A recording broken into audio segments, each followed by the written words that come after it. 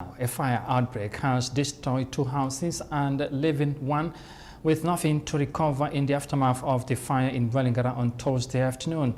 One of the fire victims believed that the fire was caused by electricity as it started in his own room.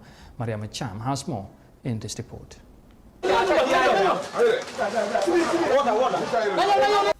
As people were quick to put out the fire, the flames escalated and left the 2 houses with nothing as most of their belongings perished in the fire.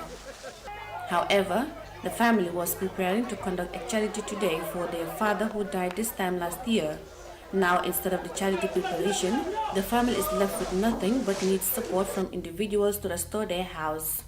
Babukar Jallo, one of the fire victims who lost all his belongings in the flames, says the fire started in his room, which he believed is caused by electricity. Film started, yeah, it was just because of current. Everything started here in my room. It was just because of electricity actually. I can tell everything that was in the house, the chairs, 2 big mattresses put together, and there was money underneath the mattresses. I believe it was caused by electricity because there is nothing in this room that can cause fire. I was just at a friend's house opposite, so one of my neighbors had the explosion of the fire.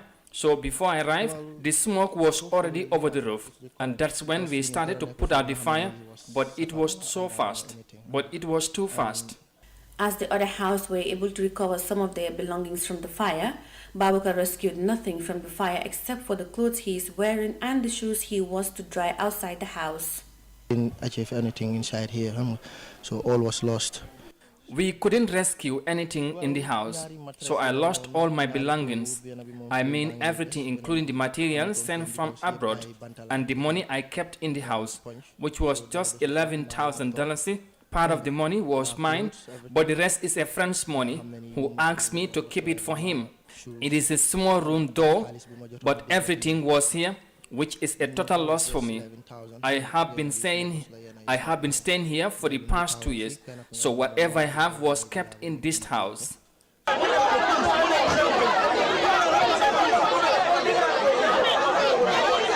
There was huge commotion between the firefighters and neighbors.